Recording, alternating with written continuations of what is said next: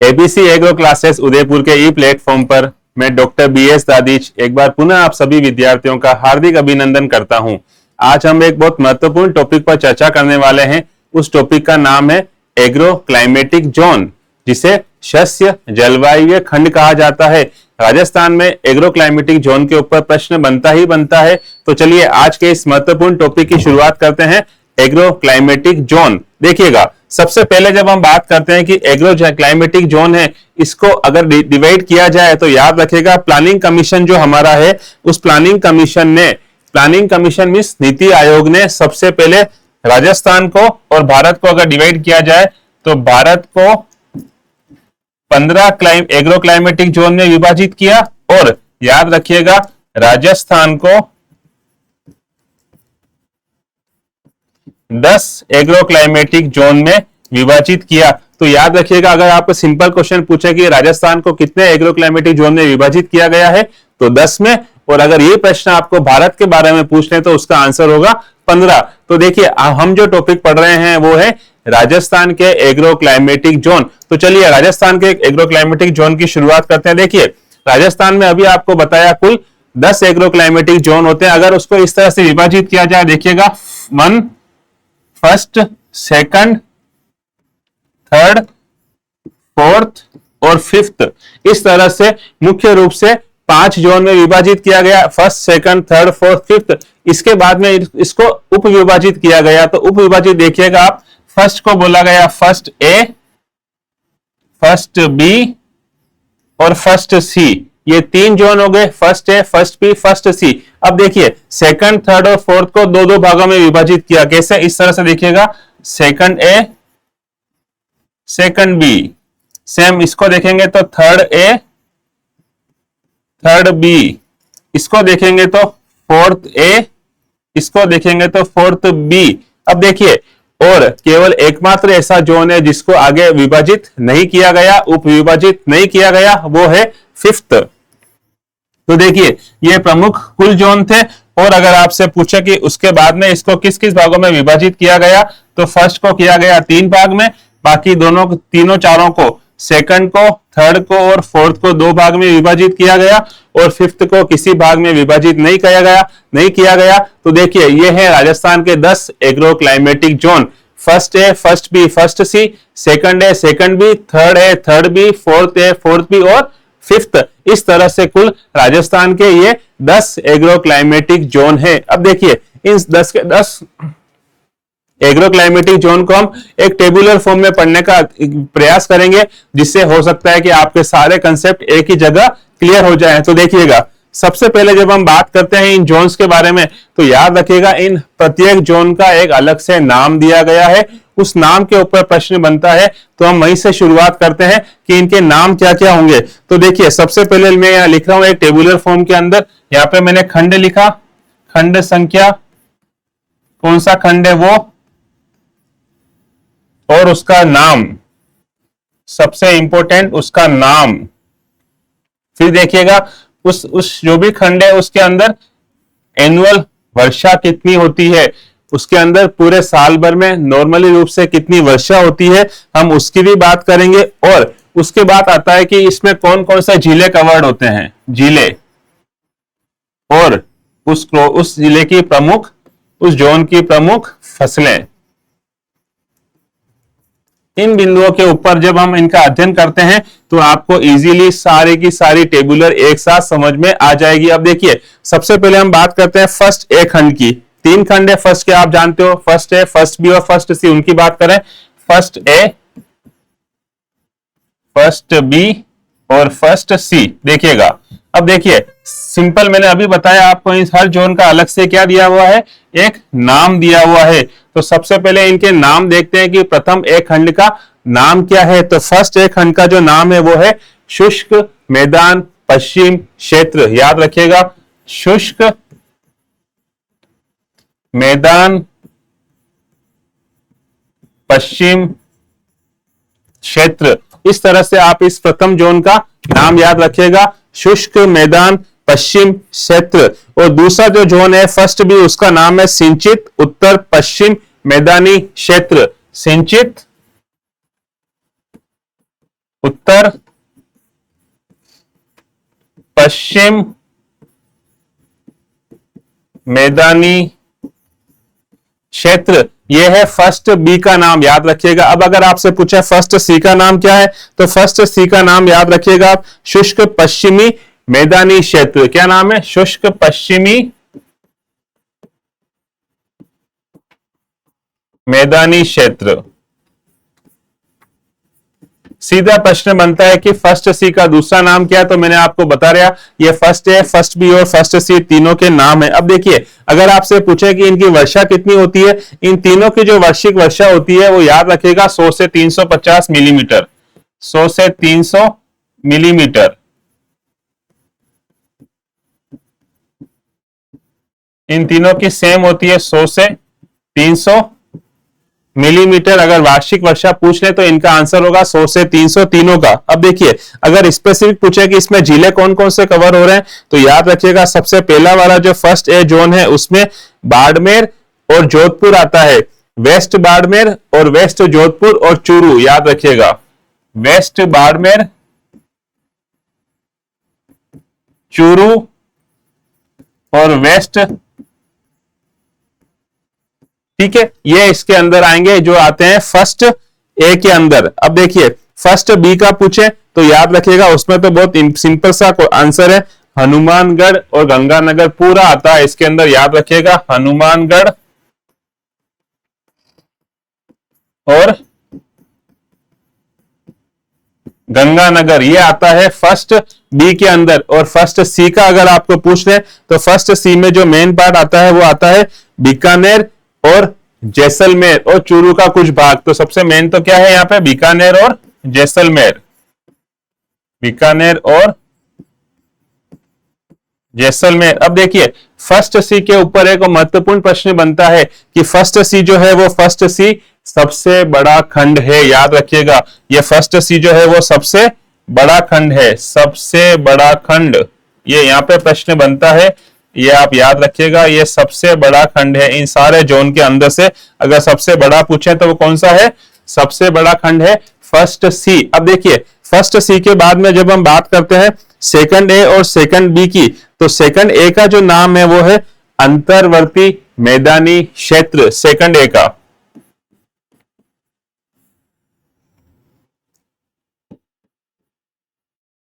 अंतर्वर्ती मैदानी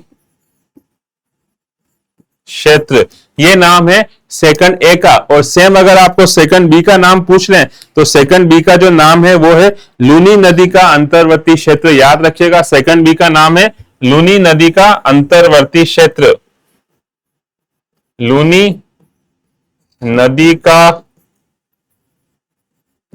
अंतर्वर्ती क्षेत्र। तो देखिए, ये हमने सेकंड ए की बात करी, सेकंड ए के आपको दोनों नाम बता दिए। अब देखिए, सेकंड ए की जब रेनफॉल पूछे कि सेकंड ए के अंदर बारिश कितनी होती है, तो याद रखिएगा इन दोनों के अंदर जो बारिश होती है वो होती है 300 से 500 मिलीमीटर, याद रखिएगा 300 से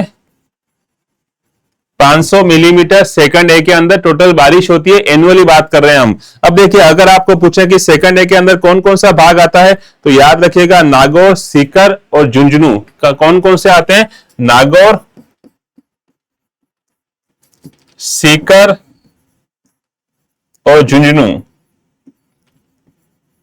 ये तीनों किसके अंदर आते हैं, तो आप याद रखिएगा ये आते हैं सेकंड ए के अंदर। अब देखिए, सेकंड बी का पूछे आपसे, सेकंड बी के अंदर आता है जालोर, पाली और जोधपुर, जालोर, पाली, मेनली क्या आएंगे, जालोर,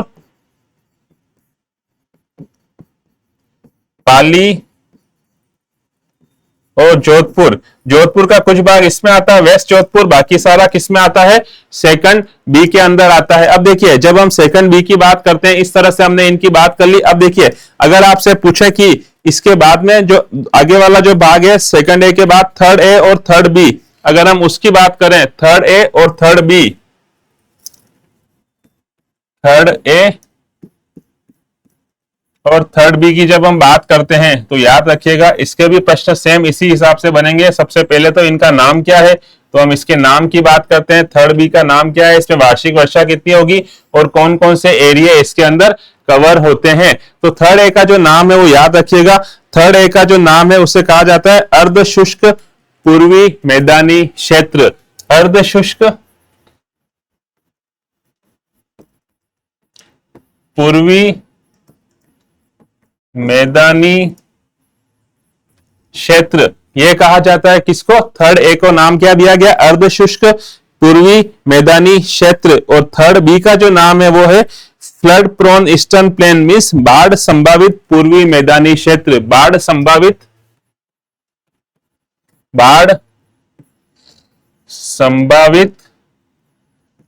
पूर्वी मैदानी क्षेत्र, ये नाम है थर्ड बी का। अब देखिए फोर्थ ए और फोर्थ बी और फिफ्थ, ये तीन ही जोन बचते हैं, तो हम इनकी भी बात कर लेते हैं कि इनके दूसरे नाम क्या है, फिर इनकी एनुअल रेनफॉल की बात करेंगे। तो देखिए फोर्थ ए और फोर्थ बी का जो नाम है, फोर्थ ए का जो नाम है वो कहा जाता है अर्ध आर्द्र अरावली पर्वतीय क्षेत्र। अर्ध आर्द्र अरावली पर्वतीय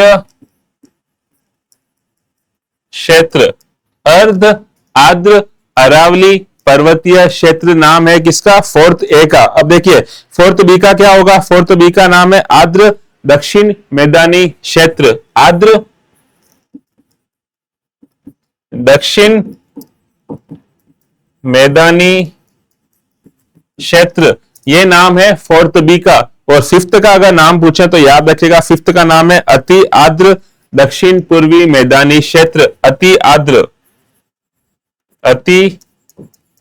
आर्द्र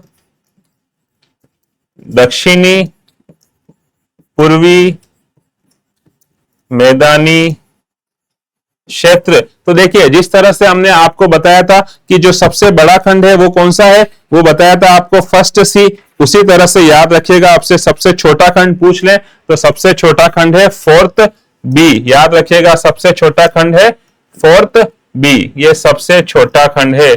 इन पे प्रश्न बनता है तो ये दोनों आप याद रखिएगा कि सबसे बड़ा खंड कौन सा है और सबसे छोटा खंड कौन सा है। तो सबसे छोटा खंड कौन सा है, फोर्थ बी। इस तरह से हमने बात करी। अब देखिए हम जब रेनफॉल की बात करते हैं, इनके रेनफॉल की थर्ड ए और थर्ड बी की रेनफॉल देखते हैं। थर्ड ए और थर्ड बी की जो रेनफॉल है वो होती है 500 से 600 मिलीमीटर। याद रखिएगा 500 से 600 मिलीमीटर, इन दोनों का सेम रहेगा 500 से 600 मिलीमीटर थर्ड ए और थर्ड बी का। अब देखिए अगर आपको फोर्थ का पूछें, फोर्थ ए और फोर्थ बी की रेनफॉल पूछें तो उनका याद रखिएगा 500 से 700 और 600 से 700। याद रखिएगा 500 से 700 मिलीमीटर और 600 से 700 मिलीमीटर। अब देखिए जब आप फिफ्थ का नाम देखें तो फिफ्थ में क्या लिखा हुआ, अति आर्द्र। अति आर्द्र का मतलब होता है कि इसमें जो रेनफॉल होगी वो 750 मिलीमीटर से ज्यादा होगी। तो याद रखिएगा 750 मिलीमीटर से ज्यादा रेनफॉल किसमें होगी, फिफ्थ जोन के अंदर होगी। अब देखिए जब हम बात करते हैं इसमें कौन कौन सा, नेक्स्ट जो हमने बात करी थी कौन कौन से डिस्ट्रिक्ट कवर होते हैं, तो याद रखिएगा थर्ड ए का जब पूछे तो थर्ड ए में जो आते हैं वो जयपुर, अजमेर और टोंक। जयपुर, अजमेर और टोंक, ये किस में आते हैं, तो याद रखिएगा ये आते हैं थर्ड ए के अंदर। और अगर आपको थर्ड बी का पूछ लें कि थर्ड बी में कौन कौन से आते हैं तो याद रखिएगा अलवर, धौलपुर, भरतपुर, ये सब किस में आते हैं, अलवर, धौलपुर, भरतपुर, करौली और सवाई माधोपुर, ये आते हैं थर्ड बी के अंदर। याद रखिएगा। अब देखिए थर्ड बी के बाद जब हम बात करते हैं फोर्थ ए में, तो फोर्थ ए में सबसे महत्वपूर्ण है भीलवाड़ा, उदयपुर और चित्तौड़गढ़। भीलवाड़ा,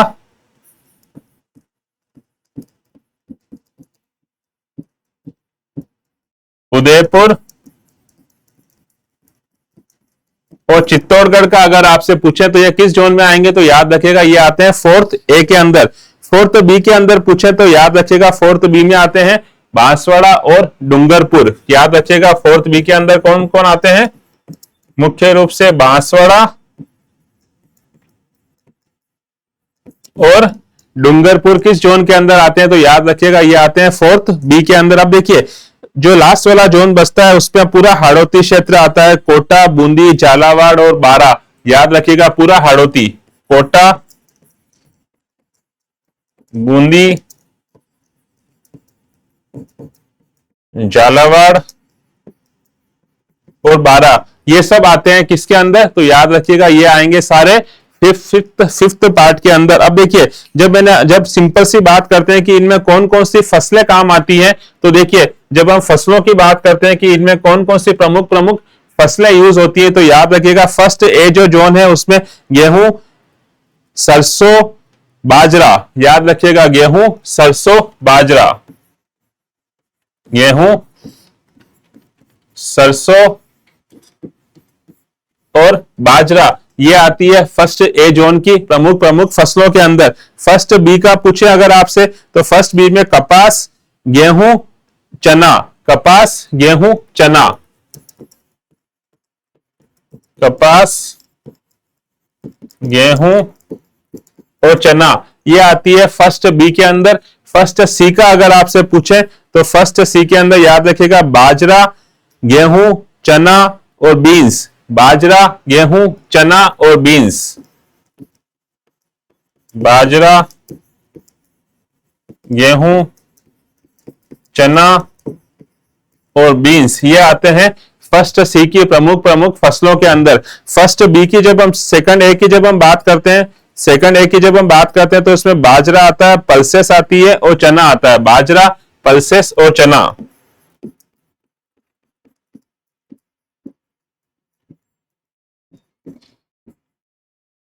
ये आता है सेकंड ए के प्रमुख प्रमुख फसलों के अंदर। सेकंड बी की जब हम बात करते हैं तो सेकंड बी के अंदर सीसम, गेहूं, चना और बाजरा, सीसम, गेहूं, चना और बाजरा। याद रखिएगा सीसम,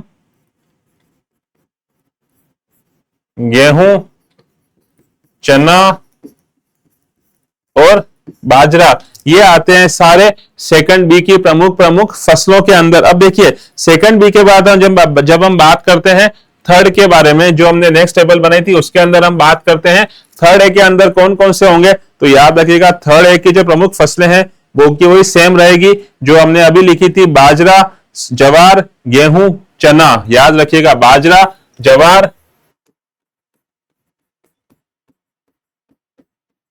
गेहूं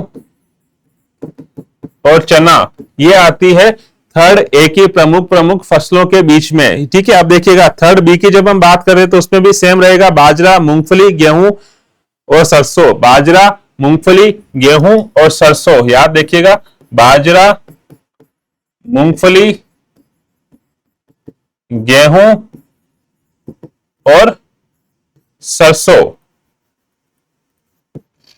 सरसों, ये आते हैं थर्ड बी की प्रमुख प्रमुख फसलों के बीच में। अब देखिए जब फोर्थ ए की प्रमुख फसलें देखते हैं तो फोर्थ ए में आता है मक्का, सोयाबीन, जवार और गेहूं, मक्का, सोयाबीन, जवार और गेहूं, मक्का, सोयाबीन,